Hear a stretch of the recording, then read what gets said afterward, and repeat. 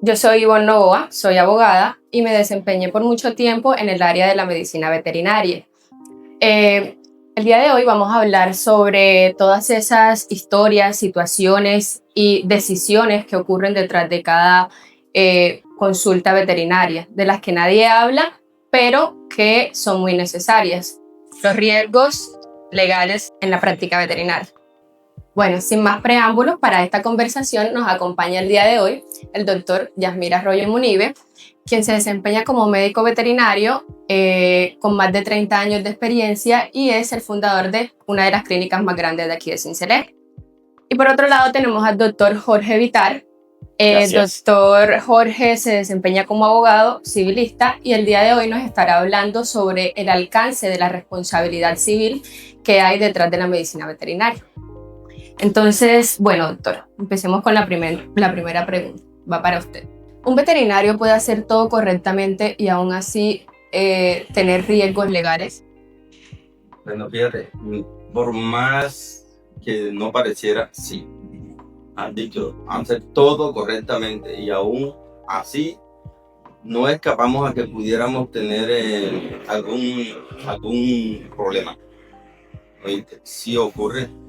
Okay. Bueno, en muchas ocasiones, generalmente esto se debe a que hay desconocimiento por parte del público de qué puede y qué no puede hacer un médico veterinario, cuáles son los alcances en cada caso, en cada paciente. O sea, no podemos salvar a todos los perros, por más que hagamos todas las cosas bien, ¿verdad?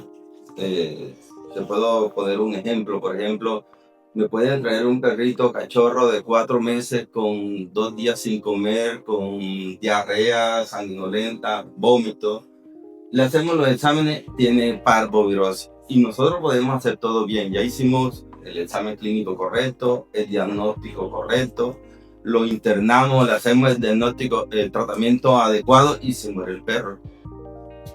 ¿Quién tiene la culpa de la muerte del perro? Pues el virus, no el veterinario. Okay. Sin embargo, pues el dueño, luego de gastarse 700,000 pesos, qué sé yo, 800,000 pesos, se sorprende uno cuando en las redes sociales escriben cosas como que me dejaron morir el perro o me mataron el perro, cosas así que escribe la gente.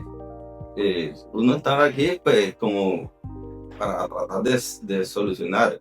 Hay algo que el público en general no sé cómo lo interpreta. Mira, les cuento esto. Cuando se muere el paciente, se muere el negocio del veterinario. O sea, sin paciente no hay negocio. ¿Me entiendes? Entonces no puede la gente decir expresiones que yo les he escuchado. Es que dejan morir todos los perros. O les gusta, ese veterinario le gusta matar a los perros. Pero ¿de qué vive entonces? Sí. Sí, claro, ese es como el desconocimiento de muchas personas. A veces un cliente llega obviamente con la esperanza de que a su paciente se le salve la vida, pero no tiene en cuenta más allá todos esos esfuerzos, todos esos factores que ustedes hacen, o sea, hacen lo posible. Su intención cuando un paciente llega acá es hacer todo lo posible para que ellos salgan adelante. Y aún así, cuando el resultado es negativo, ya nos damos cuenta, evidenciamos que lo primero que hacen es veterinario, todo recae sobre el veterinario. Entonces es como sensibilizarnos también un poco con referente a eso. Y adicional a eso, doctor, ¿qué consecuencias? Quisiera iniciar primeramente agradeciendo este espacio al doctor Yasmir Arroyo y a usted, doctora. Es importante concientizar a la gente de nuestra ciudad y de nuestro país, porque sé que este podcast va a tener bastante acogida. Todos los que amamos las mascotas necesitamos más espacios de estos donde podamos interactuar y en determinado momento poder tener una base cierta sobre cuándo tenemos la razón y cuándo no tenemos la razón frente a un caso como este que estaba el doctor explicando. Inicialmente yo quiero que tengan en cuenta dos posiciones que son importantes y hay que dejarlas claras. No todo resultado negativo implica una negligencia médica, y algo muy importante, la profesión de los médicos veterinarios se asemeja a muchas de las profesiones que existen en Colombia, como nosotros los abogados. Nosotros nos debemos al máximo de nuestra gestión, lo que quiere decir que no podemos prometer un resultado. Frente a eso que ocurre, bueno, yo qué diría, siendo la situación y encuadrándola exactamente en ese perfil de que el médico veterinario realizó todo lo humanamente y profesionalmente posible para que la mascota tuviera un buen resultado, muy a pesar de eso, existen cosas como en todo, así en la atención de salud de las personas. Unas personas somos más fuertes, otras personas somos más débiles, unas podemos reaccionar negativamente a un medicamento, a un tratamiento. Eso es muy difícil de establecer en el momento y en la situación porque, como decía el doctor, de pronto a mí me traen hoy en la urgencia, es hoy y me traen hoy. Pero hay personas que a veces pecan por negligente, no quiero señalar a nadie, pero a veces por el trabajo nos ocupamos y dejamos para después. Yo voy más luego, voy más tarde, vamos a ver cómo evoluciona, llamo a un amigo, le doy una pastilla y cuando ya veo que el animal no puede es que voy a la clínica. Y entonces eso lo desconoce la gente cuando llegan estos problemas.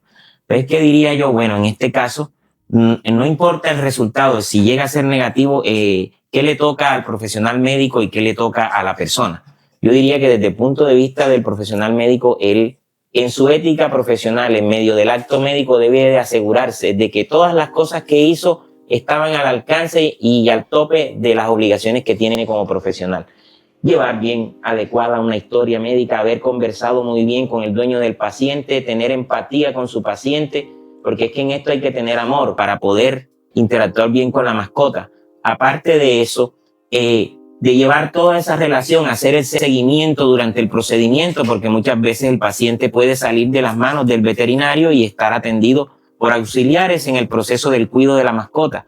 Y en esencia, pues todo eso va a redundar en que él tiene una prueba para demostrar, un medio idóneo para demostrar que muy a pesar del resultado negativo hizo lo posible y no se le puede indilgar una responsabilidad, más bien exonerarse de un futuro problema legal. ¿Y qué le corresponde al dueño de la mascota? Bueno, muy a pesar del dolor, porque yo creo que todos los que tenemos mascotas hoy en día nos hemos concientizado y amamos a nuestras mascotas. En ese caso, ¿qué hacemos? Primero, no podemos pasar por encima de la dignidad humana de las personas que nos han atendido y nos han prestado el servicio.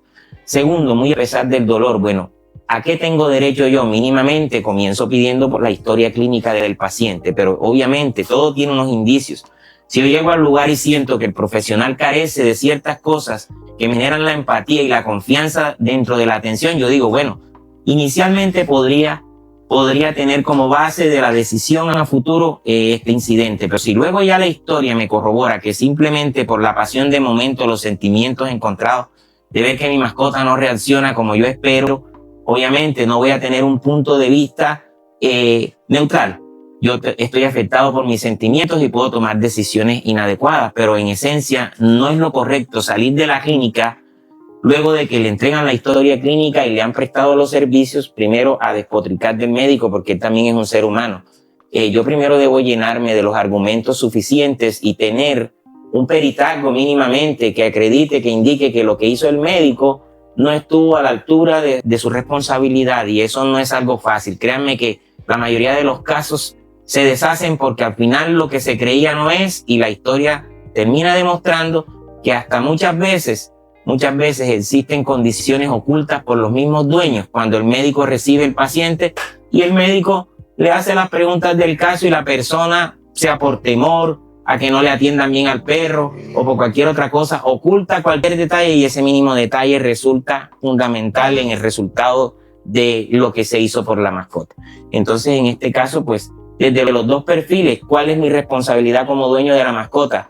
Bueno, debo reclamar mis derechos respetuosamente, debo buscar un abogado si yo no tengo idea del asunto, un abogado que me oriente correctamente.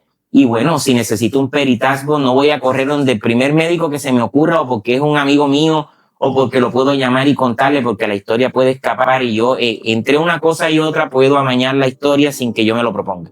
Entonces, ¿qué pasa? Que allí estoy afectando la reputación del médico injustamente. Entonces, se trata de que las cosas se den justas de parte y parte y que se pueda desarrollar correctamente mi derecho y el derecho que también tiene el profesional que me atendió la mascota.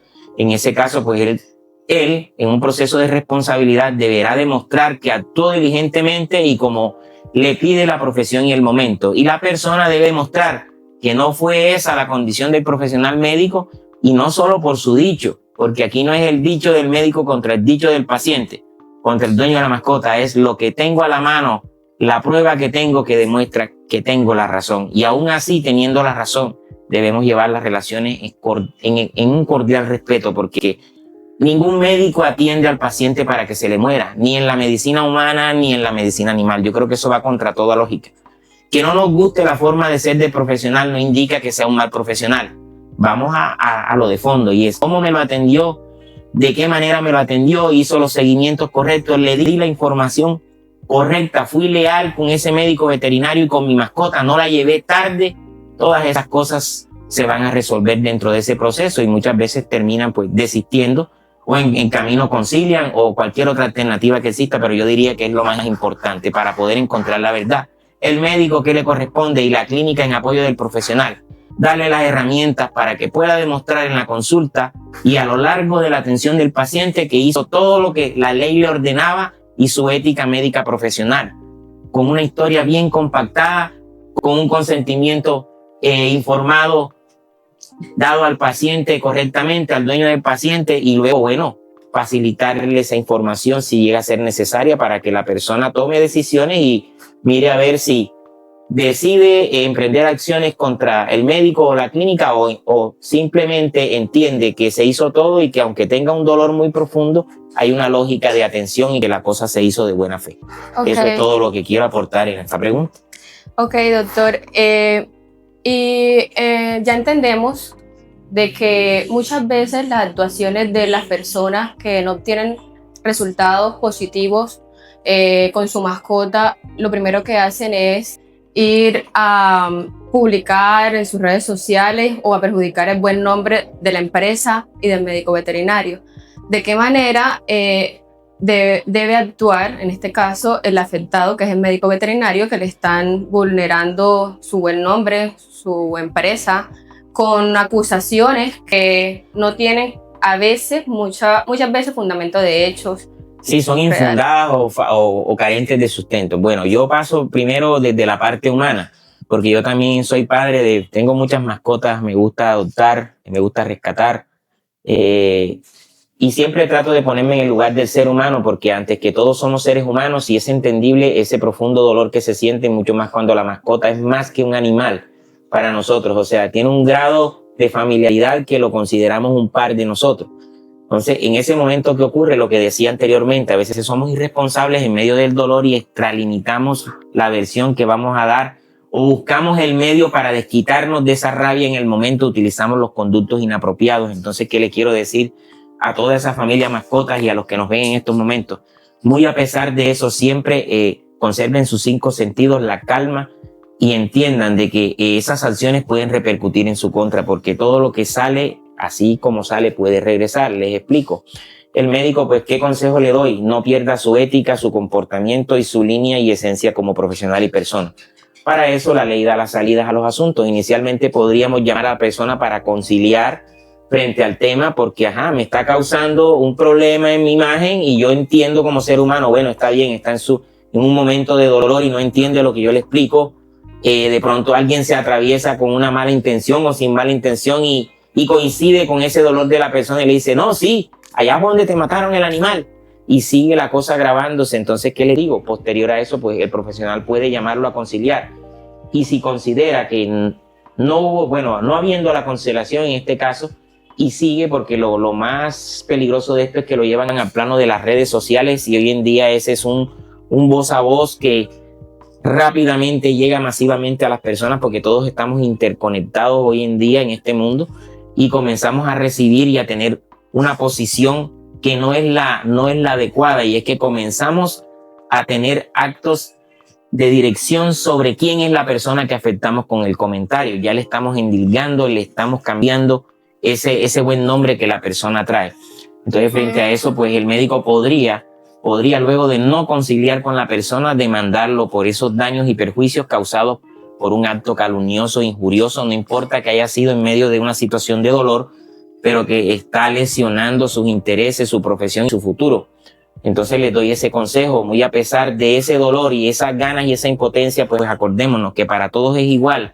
no hagamos lo que no nos gusta que nos hagan. Si aplicamos este principio, pues a todos nos iría bien. Okay. Y si deciden buscar una alternativa porque consideran que tienen ese derecho, la más correcta no es ese voz a voz sin tener la certeza de lo que estoy diciendo, porque estoy destruyendo la carrera de un profesional que con sacrificio se educó y presta su servicio para la comunidad y para nuestras mascotas. Ok, doctor, muchas gracias.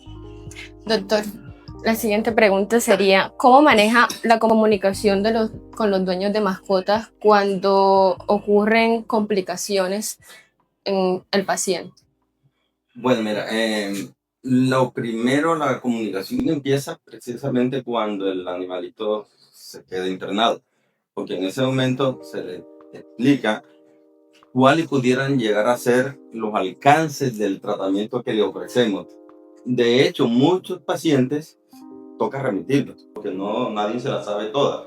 Entonces, en ocasiones hay ciertas mascotas que tienen determinados problemas de salud que miramos, no, esto no lo podemos resolver aquí. ¿Y aquí en Celejo quién lo puede resolver? No, nadie lo puede resolver, nadie tiene esa especialidad. Entonces, toca decirle, mira, tienes que llevarlo a Barranquilla, tienes que llevarlo a Medellín, o tienes que llevarlo a Bogotá.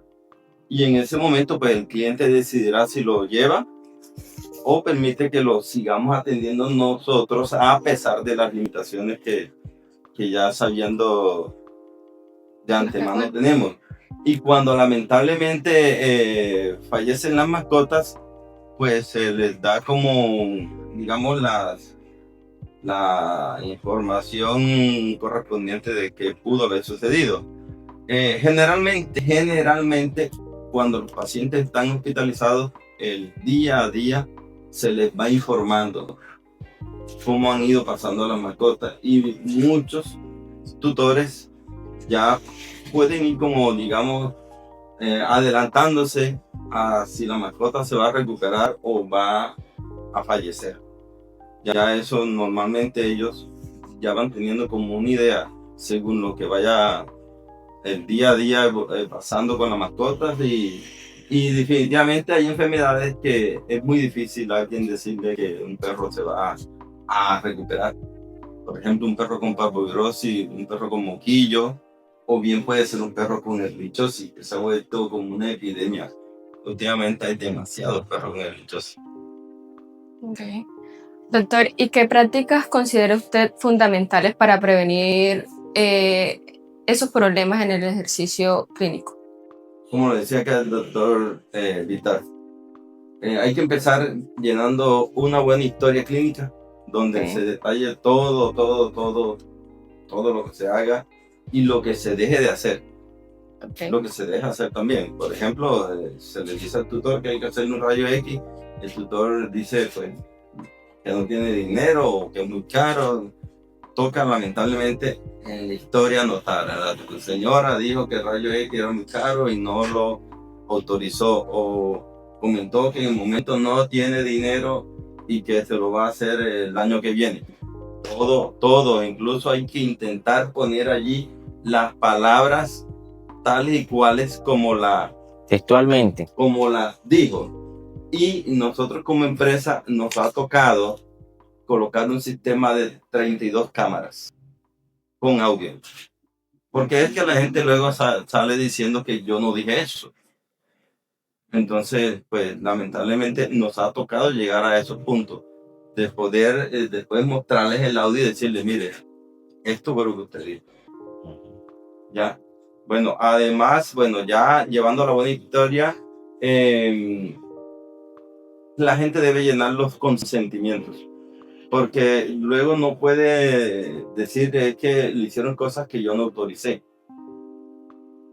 ¿Me entiendes? Entonces la persona debe llenar los consentimientos donde dice que bueno, el perro se queda autorizado para que le hagan lo que necesita, porque no tendría sentido internar un paciente y el tutor no autoriza hacerle nada. O sea, es como si no estuviera internado. Entonces, pues el consentimiento es para eso, para un método mediante el cual él autoriza hacerle el tratamiento que el paciente necesita. Ok, doctor, muchas gracias. Doctor, ¿qué tan importante considera usted que es la historia clínica, los protocolos y la documentación en estos casos? Bueno, como la historia clínica decíamos anteriormente, es como que el norte del acto médico. En este caso, si lo trasladamos a lo jurídico, sería la prueba más relevante y más importante dentro de un proceso que se llegue en determinado momento por responsabilidad médica. Sabemos que, como decía anteriormente, cuando el usuario se siente vulnerado y quiere resarcir un derecho, pues tiene ese camino, pero debe cuidarse en cuanto a que si lo hace inadecuadamente, obviamente va a tener también responsabilidades penales y civiles, porque comienzan por lo penal y terminan por lo civil, y los de los médicos comienzan por lo civil y pueden terminar por lo penal. Entonces, eso es como que una cosa lleva a la otra. Entonces, en este caso, llevar ordenadamente la historia clínica al final nos va a permitir, en el caso desde el punto de vista del médico, probar su inocencia frente a los hechos de los cuales durante el proceso de responsabilidad ha sido endilgado. Por lo general siempre es por la mala praxis médica, por el dejar de hacer, por la negligencia, por la falta de amor en los actos realizados, en cuanto a que no hice lo máximo, sino lo que yo consideré en el momento que era suficiente frente a ese tipo de cosas. Entonces, esa historia, como viene cronológica, ahí hay un acervo probatorio importante, porque yo puedo demostrar desde el mismo momento en que entró la mascota, si tengo una comunicación asertiva, puedo llevar al documento a que sea plena prueba frente a mi inocencia, en cuanto a que me exoneren de esa responsabilidad, de que hice lo que correspondía, diagnostiqué correctamente, hice la medicación correcta, el tratamiento correcto, el seguimiento correcto, luego solicité el consentimiento informado al tutor de la mascota y al final le compartí cualquier tipo de información a la que tuviera el derecho. Lo mantuve informado durante el tiempo que la mascota estuvo hospitalizada o en manos o a la interna de la clínica donde yo presto mi servicio. Entonces, obviamente, no es cualquier cosa, es el documento más importante. Es más importante para probar todo lo que generalmente ocurre en medio del acto médico. Ok, doctor. Doctor Yasmir, ¿podría contarnos sobre algún caso crítico y complejo que lo haya hecho a usted cuestionar cosas? O sea, un caso que usted nos diga: este fue un caso complejo, yo hice todo lo que pude y terminé de esta manera, afectado de esta manera. ¿Te refieres a un ejemplo? Un caso. Deben ocurrir muchos, porque en las clínicas eso es pan de cada día. Sí, bueno, mira que me acuerdo puntualmente, ahora que dice así, de una cesárea. La paciente, sí, era una paciente de raza, como dicen, como decían antes, una perra de raza fina. Entonces, me acuerdo que la señora tenía esa perrita y yo creo que ella la tenía como de negocio, pero en ese parto en particular no pudo parir y me la trajo como al día siguiente. Era la época en que nosotros aquí no teníamos ecógrafo, ni en ninguna veterinaria en Sincelejo había ecógrafo. La señora la trajo, la revisamos, no, definitivamente no va a poder parir, entonces le hicimos la cesárea. Me acuerdo que esa perrita, pudimos sacar 2 perritos vivos, y el inconveniente con la señora fue que, según ella, el día antes ella había ido a otro veterinario en donde la revisaron, o sea, la tocaron, no sé qué, la temperatura, y le dijeron que la perrita tenía como 4 o 5 perros. Entonces, el tema de la señora era que dónde estaban los otros perros. Okay. ¿Cuáles otros perros? O sea, la perra, nadie ha hecho un estudio de cuántos perros tenía. Ni allá ni acá, o sea, no había o sea, era una cosa porque nadie tenía un ecógrafo ni nada para saber, solamente porque el otro la tocó y que parece que tiene 4 o 5 perros. Inapropiado ese comentario, desleal, sin ética. No, porque no sé cómo uno puede decir que tiene 4 o 5 perros por tocar la perra. Bueno, hoy día, bueno, esta señora, pues, obviamente te fue disgustada acá y más nunca vino. Por ahí la veo en Sincelejo a veces, en el Guacarí la veo que pasa. Sí, pero ajá, ella a su haber se sintió, digamos, robada. Robamos los 3 perros, qué sé yo, algo así me imagino yo, que ella en su mente tiene eso. Allá me robaron los 3 perros, porque el otro me dijo que eran 4 o 5 perros. Y hoy en día, pues obviamente esas cosas no pasan. Esas cosas no pasan, porque ya nosotros tenemos, bueno, equipo de rayos X, tenemos equipo de ecógrafos, y antes de hacer una cesárea, primero que todo verificamos si los perros están vivos o muertos. También he sabido de colegas que lo han acusado de que los perros murieron durante la cesárea por no hacer una ecografía. Y yo me digo, que esos perritos ya estaban muertos. O sea, de colega a colega uno comenta, y no, esos perritos ya estaban muertos, ya estaban hinchados, ya tenían gases, ya estaban con hemorragia. Esos perritos habían muerto en la noche antes. Entonces, pero eso con una ecografía se pudo determinar antes de la cesárea. Y decirle al cliente, hay que hacer la cesárea, pero los perritos ya fallecieron. Sí, no se me acuerdo de ese caso en particular. Y a ustedes como médicos veterinarios les toca vivir y asumir eso que el cliente dice de ustedes y que ellos de pronto lo dicen sin responsabilidad. Doctor, siempre he escuchado de que se habla de negligencia médica, pero ¿qué pasa cuando la negligencia viene también por parte del tutor de la mascota? Doctor, ensayen un ejemplo de negligencia por parte de un tutor de una mascota. Ok, ¿hace cuánto estábamos allí detrás de cámara y les mostré un chat que me llegó? De paciente con gusanos de hace 30 días. Entonces, ¿cómo ahora esa cliente escribe aquí ahora de la nada que tiene una urgencia? Y pues le explico allí que vamos a hacer una actividad que puedo atender el perro después de las 7:30 e insiste en traerlo porque es una urgencia. Entonces tiene varios días el perro a tener... Sí, si bien es cierto, es una urgencia, pero ella ha sido negligente. ¿En qué momento lo voy a llevar para que me lo atiendan? O sea, ha dejado que avance mucho el cuadro del animal. No ha podido traer el perro en todo el día. Hoy en todo el día la veterinaria está abierta todo el día. O desde antes, porque igual eso es una enfermedad que no... No va a matar al perro. No tanto eso, sino, por ejemplo, que no se dio de un día para otro. Sí, eso no se da de un día para otro. Se dio con muchos días. Con muchos días atrás, sí. Bueno, yo diría como que para complementar lo que el doctor Yasmir Arroyo está diciendo, yo diría que en la práctica y en lo jurídico eso se complementa entendiéndolo de esta manera. O sea, dejo vencer los tiempos adecuados para la atención de mi mascota. O sea, aplazo siempre la decisión de llevarlo en el momento más apropiado para la mascota. Dejo que la enfermedad avance, no importa cuál sea la patología que se presente, y entonces estoy tarde y me expongo al resultado que puede ser, en la mayoría de esos casos, negativo. ¿Qué quiero decirles y aconsejarles? Tanto la legislación colombiana como la jurisprudencia de los últimos 6 años para acá ha tenido un incremento significativo en cuanto a cómo se interpreta el derecho de los animales. Recuerden que la 1774 ha dicho que ya no son una cosa más, que yo puedo ser el dueño pero no puedo tratarlo como una cosa más de mi casa.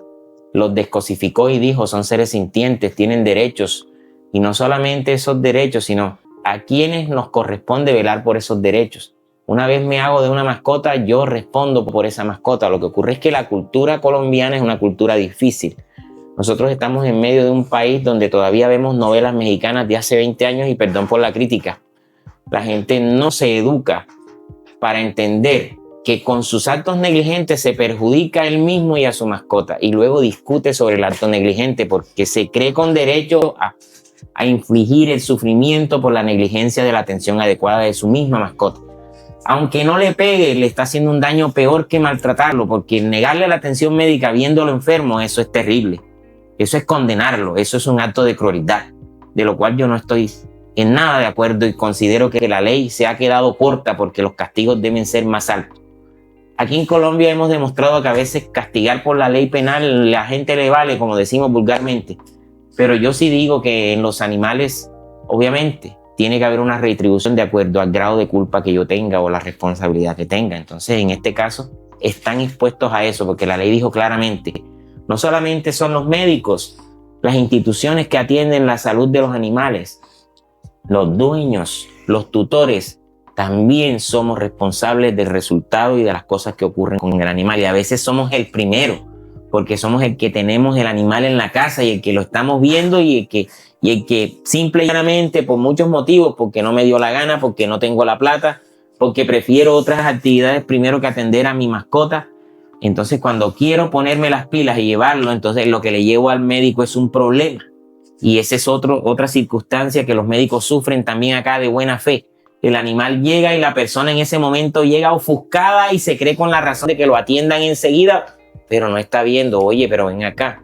Apenas el médico le hace las preguntas de rigor. Ven acá, pero si tú estás trayendo el animal tarde, ¿por qué vienes con ese nivel de exigencia? ¿Por qué me aprietas de esa manera? ¿Por qué la lógica de tu interpretación si eres tú el causante de lo que la mascota tiene? Entonces, en ese caso, pues hay ley para todo. No solo para el médico, sino para el dueño de la mascota que somete a sufrimiento al animal, porque el abandono hace parte de someterlo al sufrimiento y está castigado por la ley. Ok. Doctor, no sé si ha escuchado de un caso de un paciente Yorkie, de raza Yorkie, que se le realizó un procedimiento, una profilaxis y una extracción de unas muelas, pero se le hizo sin anestesia. Pero según el fallo, se lo realizó sin anestesia porque la tutora solicitó que no quería anestesia a su paciente, pero el médico veterinario accedió a realizar el procedimiento sin eso. ¿Qué opina usted de eso? Bueno, esa es una situación complicada porque el primero que falla, ahí sí te voy a comentar algo, es el veterinario. Porque no puede ser que alguien pretenda hacerle extracciones dental y profilarse a un perro sin tenerlo totalmente controlado. Y al evitarle el dolor al perro, poderlo manipular de tal manera que cuando hay las extracciones hay sangrado. Entonces poder tenerlo de tal manera relajado que pudiera uno manipular y controlar los sangrados que se presentan. Entonces, si el perro no está anestesiado, obviamente, primero le va a doler. Segundo, cuando esté sangrando, no vas a poder entonces controlar el sangrado porque el perro está consciente y te va a morder o va a chillar. Yo no me imagino Dios mío, cómo es eso. Maltrato. Pero bueno, eso está demostrado que se hizo así. Que se hizo así y porque así lo solicitó la doctora.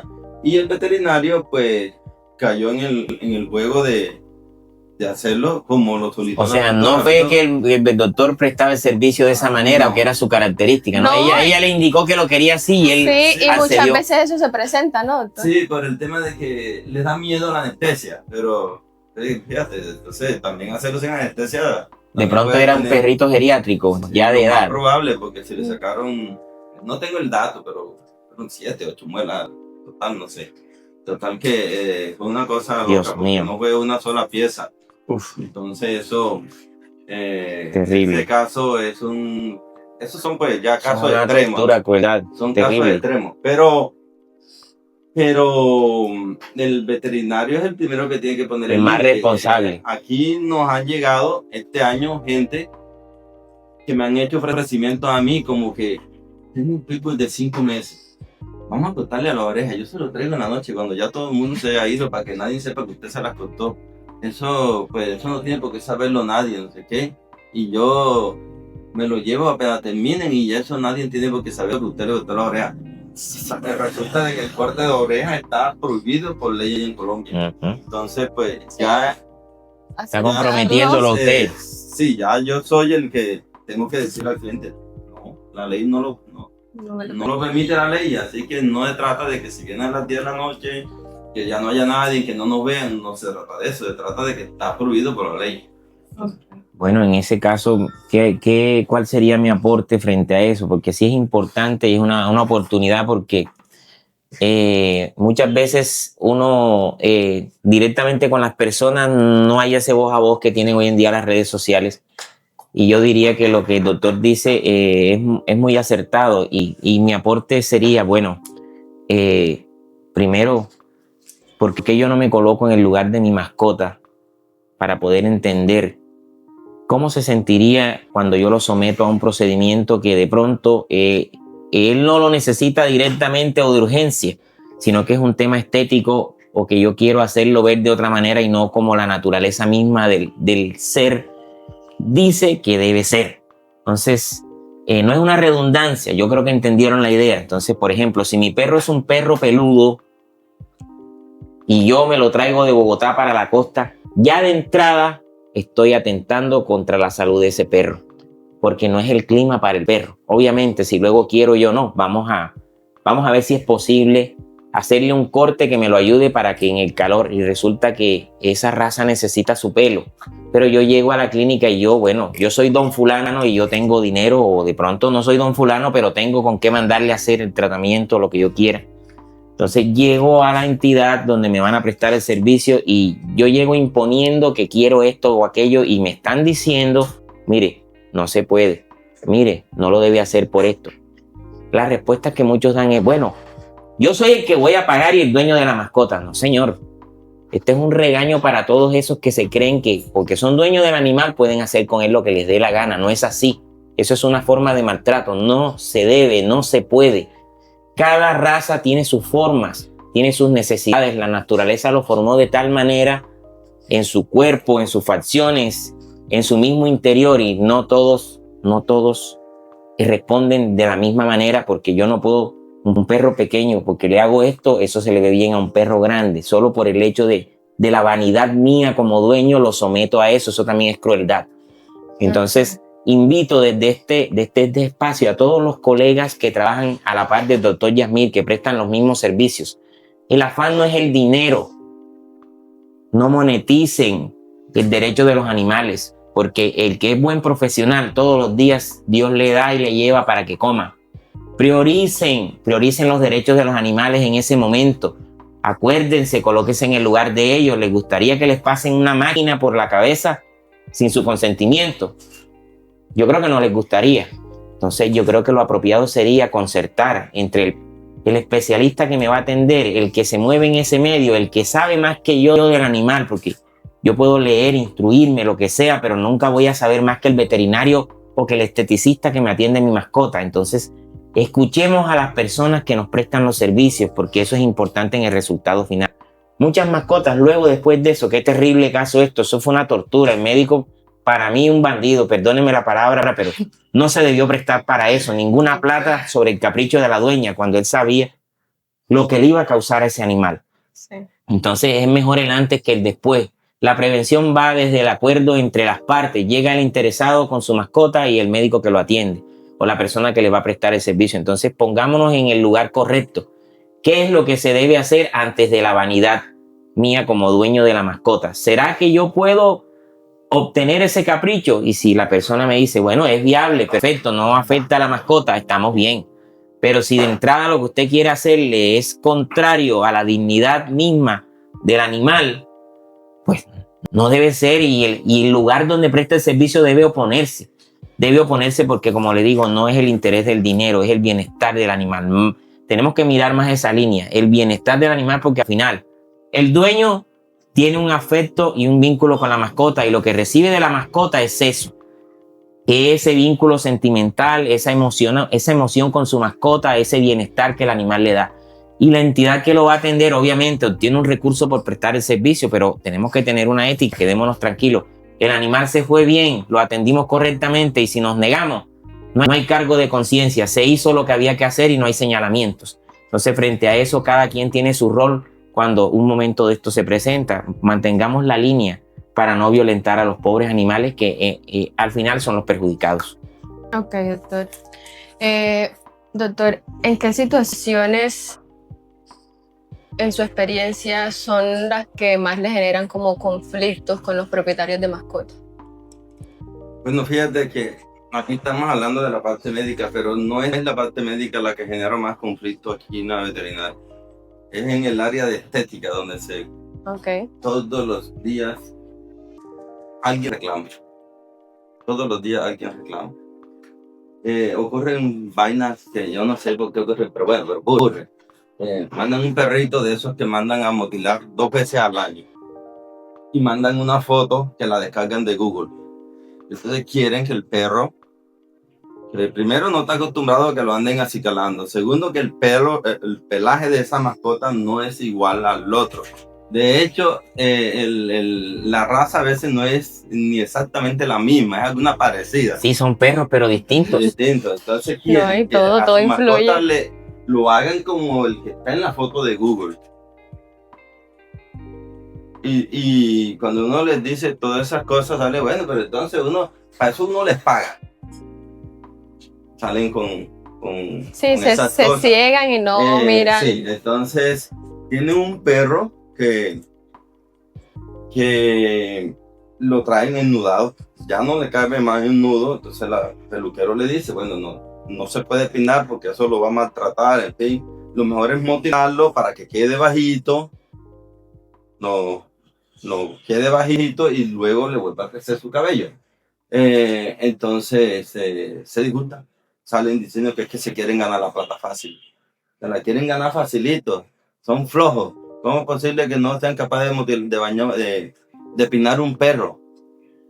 Un perrito que, según ella, la dueña o el dueño dice que un perrito que yo lo peino en mi casa en 10 minutos. Bueno, y si peinas en 10 minutos, ¿por qué lo traes así como está? ¿Por qué no sacaste los 10 minutos y lo pinaste? Esa es una prueba fehaciente de la negligencia, que los dejan Sí. pase, seculan, seculorum y no les pasan una peinilla. O que no piensan en las consecuencias de en qué implicaría coger y cepillar a tu perrito que tiene pelos nudados, o sea, implicaría de la piel, los jalones, Obviamente. como todo eso. Y cosas como que vienen los perros bien enredados y bueno, sí hay que pelarlo, bueno, aceptan que sí. Pero cuando el peluquero les pasa la máquina, les tumba todo el nudero y en ese momento, solo en ese momento, es cuando se le ve que tiene la piel enferma. Tiene granos, tiene garrapatas y entonces la pelea. No es que el perro pues nudado sí, pero con garrapata no. El perro no tenía garrapata o no tenía nudo. No tenía grano, él sí tenía nudo, pero granos no. los granos se los hicieron a ella. Pero señora, mire cómo está el perro con una dermatitis por todos lados. Eso fue que lo maltrató el peluquero, lo peinó, lo quemó, no sé. O sea, yo creo definitivamente y es así. El área que más reclamos causa, que más conflicto causa, es la peluquería, definitivamente la peluquería. Doctor, desde su punto de vista, ¿cuál es el error más común que muchas veces cometen los veterinarios? Bueno, fíjate, parece paradójico, pero el error más común que cometemos los veterinarios, bueno, es querer ayudar al paciente. Les voy a poner el ejemplo. Llegó aquí hace unos años atrás, con una paciente con el abdomen distendido. La paciente un par de días sin comer, triste.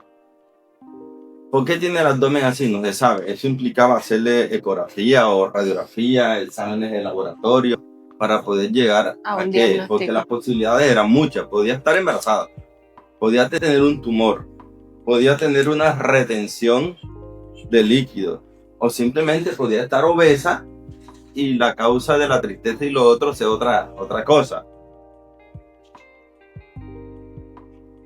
La señora como, no, que doctor, que ayude, mire, que mande un tratamiento, que yo no tengo plata, que no sé qué, ay, se va a morir la pobrecita, que tal. Ah, bueno, entonces vamos a formularle, dele esto. ¿Qué pasó? Que la perrita un par de días después se puso peor, pero se puso peor en un momento en que acá no estábamos abiertos. La llevaron la coincidencia. a otra veterinaria, y en la otra veterinaria, allá la revisaron y la perra de urgencia la abrieron para ver qué era, y era un piómetra de cuello cerrado. O sea, piómetra de cuello cerrado es la infección del útero en el cual no hay salida de material a través de la vulva. O sea, no se nota la infección porque no hay salida de nada. Y es un caso grave. ¿Ya? Entonces, después esa señora me llamó a decirme que Era en el pecho. que casi se muere la perra por las drogas que yo le mandé, porque esos diuréticos, estando la perra con una piómetra, y cierto sí es, estando la perra con una piómetra, si le pones diurético y ya tiene los riñones afectados, el diurético la iba a poner a orinar y ella no estaba tomando agua, le iba a afectar más los riñones, eso sí es verdad. Pero ¿cómo lo podía yo saber si no se le hizo una ecografía ni nada? Ok. No Y se le hizo nada. y ese es un Entonces, punto que de pronto las personas todo por no, querer ayudar a esa paciente. no entienden cuando de pronto usted dice, no, hay que hacer tales exámenes, hay que hacer esto para tener un diagnóstico y así mandarte un tratamiento. Entonces a veces salen y ese médico de allá es un egoísta, ese médico de allá no le interesa esto, pero no ven como el trasfondo que hay detrás de las decisiones que él toma, porque realmente él tiene que tomar esas decisiones para evitar más adelante consecuencias legales. ¿Qué consecuencias legales? O sobre todo un resultado negativo, porque de pronto el médico no piensa nunca en consecuencias legales. Yo creo que cuando uno se está dedicando a la profesión, porque lo digo por mi experiencia también, interactuamos con los clientes y a veces dentro de los procesos nos alimentamos tanto, porque cuando los profesionales amamos lo que hacemos, eso nos nutre. A veces son cargas positivas y a veces son negativas, porque lo que nuestro cliente tiene nos interioriza y a veces nos afecta, nos entristece. Esas cosas se dan, lo mismo se da en la profesión médica. Como decíamos, nadie atiende para que se le muera el paciente, pero obviamente a veces la forma como el paciente llega condiciona el resultado. Y al final de la historia, contamos la historia y le ponemos un condimento que no es el real.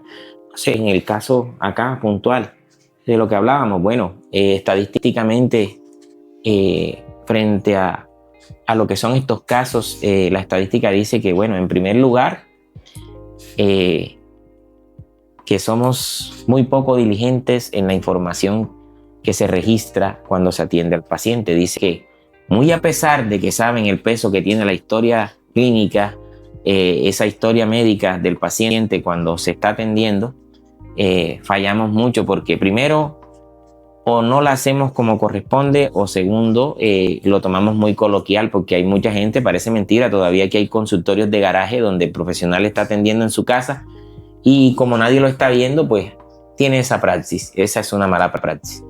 En los centros reconocidos, a veces también el volumen de pacientes, a veces ese estrés de momento de la atención hace que el médico de pronto haga una inferencia que no debe ser la correcta y es bueno, de todo lo que puedo preguntar voy a irme por la tangente, por lo que yo considero que es la médula del caso y a veces esas puntualidades pequeñas redundan en el resultado también porque no hice correctamente el ejercicio, porque de pronto era algo muy urgente y yo tuve que obviar las cosas, pero al final afectan el resultado.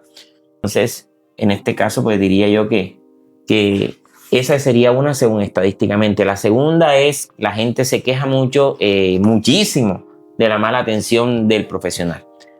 A veces los profesionales ocurre como en el símil de la salud humana, tienen un día durísimo, están estresados y en determinado momento llega un paciente que tanto el dueño como el paciente tampoco transmiten mucha empatía y a veces es difícil atenderlos. Entonces en ese momento, bueno, pensamos que los seres humanos y los de la profesión médico-veterinaria deben estar riéndose todo el día como si estuvieran en un circo. No, la cosa no es esa. Éticamente y humanamente hay una conducta que se debe seguir, pero no quiere decir que si el médico no sonríe conmigo es porque es un amargado, porque ya me va a atender mal, me cogió la mala de entrada. Eso decimos coloquialmente nosotros, porque a mí me ha tocado y yo hasta lo he hecho. Hoy lo estoy criticando, pero he tratado de cuando estoy en esas circunstancias que no me doblegue el amor por mi mascota, sino la objetividad, ya entender que la otra persona no soy yo, que si habla menos que yo, si no se ríe, no puedo obligarlo a que lo haga de esa manera, más bien me debo circunscribir a cómo me lo está atendiendo, no importa si ríe o no. Entonces a veces esas cargas influyen en el momento y hay personas muy sensibles más que sus propias mascotas. Entonces en ese caso ese es un segundo lugar de quejas de las personas. Y la tercera, que también redunda en el perjuicio de lo que se hace por la mascota, es el tema de que no fluye la conversación entre el dueño de la mascota y el veterinario, porque a veces el veterinario es muy amable, a veces el dueño es demasiado amable Y en ese ambiente tan amable, algo puede escaparse. O a veces ocurre lo contrario. Una de las dos partes no está ese día en su mejor momento anímico, o por alguna circunstancia está bajo alguna presión, y en ese momento, no hablo de presión laboral, hablo de presión por lo que hace, porque a veces en medio de la práctica médica ha sido un día de muchos altos, porque los casos son complejos. Y entonces la persona no tiene como que un caso donde diga, aquí voy a descansar. No, este día me tocó, me cayeron todas. Entonces, en esa falta de empatía puede ocurrir que una información no fluya y indirectamente perjudique en el resultado que se busca. Y también, sobre todo, porque se da más que todo del lado de la persona. O sea, la persona se va con la idea de que no, este médico definitivamente no. No lo está calificando por lo que es como tal, sino por ese grado de empatía que él quiere encontrar en la persona. Y estamos haciendo unos juicios que no son asertivos. Entonces, frente a eso, pues serían las tres cositas que normalmente más se ven en cuanto a que la población general, como nosotros, los que no tenemos la profesión de médico veterinario, sino que acudimos a ellos para la prestación de servicios, nos quejamos de esas cosas, que es las que consideramos que más ocurren en los consultorios médicos. Yo quiero hacer una anotación muy importante para los tutores de las mascotas. Por favor, dejen de mandar a los pelados a traer el perro a las vacunas y a las consultas. Eso es una actividad que tiene implicaciones legales. Sí, no pueden delegar eso. Eso no se le puede delegar a un menor de edad. Un menor de edad no puede venir aquí con un perro atropellado, con 4 fracturas, que necesita radiografía, que necesita hospitalización. Autorizaciones. Necesita y que va a generar un gasto alto. No puede un menor de edad que no trabaja, que es un estudiante de bachillerato, que depende para la comida, para la ropa de sus padres, no puede venir aquí con un perro así. Hacerse responsable cuando no puede con la obligación. No puede con esa obligación. Entonces, esas cosas, los perros de consulta tienen que venir con adultos. No, y son incapaces, ante la ley son incapaces. La ley misma así lo dice, porque ellos son incapaces, no pueden adquirir ningún tipo de compromiso, ningún tipo de contrato de ningún tipo, ni toma ni decisiones, aquí, ni en un banco, ni en ningún lado. Entonces, por favor, por lo menos a mascotas no nos manden más pelados con los perros enfermos. Tienen que venir los adultos. Okay. Bueno, yo diría también aquí, como que sumándome a la petición del doctor, bueno, es como una crítica sana, pero también tratando de que las personas nos concienticemos en qué lugar estamos. Ya el siglo XXI genera otras responsabilidades, y la normativa que está en protección de los derechos de los animales también lo está diciendo. No importa que vivamos en provincias, pueblos o ciudades principales, hay una lógica natural que, sin que nosotros de pronto seamos letrados o tengamos que ser profesionales, simple y llanamente una lógica interna que nos dice, si tengo una mascota, si decido tener una mascota, no lo voy a hacer por las razones inapropiadas. Y es la primera, para estar tomando la mascota simplemente como un elemento más de adorno en mi vida. Le voy a sacar provecho para generar cierta expectativa en cierto sector que yo quiero que me vean de tal manera. Yo creo que eso no debe ser motivo por el cual yo elijo tener una mascota. A veces, porque en Colombia ocurre mucho, habemos personas que de pronto no tengamos una condición económica adecuada para adoptar una mascota que requiere un dueño que tenga un nivel de vida alto. Entonces yo no puedo tener un perro que cuesta 30 millones de pesos en mi casa, así sea que me lo regalen, porque no voy a poder con la manutención del animal, con las cosas que él necesita, porque eso es como cuando uno se busca a la mujer, tienes que estar listo para lo que la mujer te pide. Así es la mascota también. Entonces, si tratas a tu mujer bien, la vistes bien, la mandas al salón de belleza, así mismo ocurre con tu mascota. Entonces, no puedes pretender que la mascota, yo en las redes sociales, en el chat, en mi grupo, yo amo a mi mascota, yo sí amo ese perro, yo sí quiero ese condenado gato, pero le estoy dando un alimento que voy a la tienda y me meto la mano al bolsillo y saco 1,000 pesos para darle la comida del día al animal. y busco el peor alimento que existe para el pobre animal. Entonces, esas son actuaciones que dicen mucho y van en contra de lo que yo estoy mostrando socialmente. O sea, realmente no lo hago pensando en la mascota, sino en mí. Entonces, la estoy maltratando, la estoy haciendo sufrir. Entonces, ubiquémonos en el peldaño correcto, y es ¿qué tipo de mascota puedo tener de acuerdo a mi condición económica? Yo creo que ahí es el primer juicio que debemos realizar. Y tengo yo el tiempo para dedicarle el espacio, para darle la calidad de vida que ese animal merece. O sea, porque de pronto hasta lo rescato de la calle, y en la calle el animal tiene mejor oportunidad que en mi casa, porque lo encierro, me voy todo el día y cuando me acuerdo le pongo un poco de agua o le doy algo de alimento, y lo estoy castigando, lo estoy torturando de esa manera. Entonces pongámonos la mano en el corazón, hagamos ese análisis. ¿Estoy atendiendo bien a mi animal? ¿Soy responsable? ¿Soy verdaderamente un padre para mi mascota? Eso es lo que debo ver. Yo primero, mi autocrítica, cómo actúo frente a mi mascota. Y luego sí, entonces reclamo, porque si yo en mi casa tengo a mi animal en las condiciones dignas como la ley indica, o más allá que la ley, porque lo pechicho tanto que lo tengo por arriba de eso. Obviamente no puedo llegar a un sitio que me lo atiendan y yo voy a aceptar que me lo atiendan menos que eso. Pero obviamente tampoco puedo superar la órbita de a qué voy a la entidad, qué servicio me están prestando y qué estoy yo solicitando. Recordemos lo que hicimos atrasito unos minutos. No es el hecho de que yo tenga el dinero lo que va a definir la atención de la mascota.